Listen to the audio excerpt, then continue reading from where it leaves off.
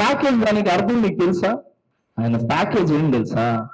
హిందూ, ముస్లిం, Christian ఏ మతం లేకుండా అందరినీ బాగు చేయాలి, అందరి బతుకులు బాగుండాలి, రైతులు బాగుండాలి, పని వాళ్ళు బాగుండాలి, రిక్షా వాళ్ళు బాగుండాలి, ఆటో వాళ్ళు బాగుండాలి, అందరూ బాగుండాలి అని చెప్పి ఆయన సినిమాలను వదిలేసి దాన్ని ఒక ప్యాకేజ్ లాగా గుండెల్లో పెట్టుకొని మీ గురించి వచ్చారు. అది ప్యాకేజ్, డబ్బులు కాదు.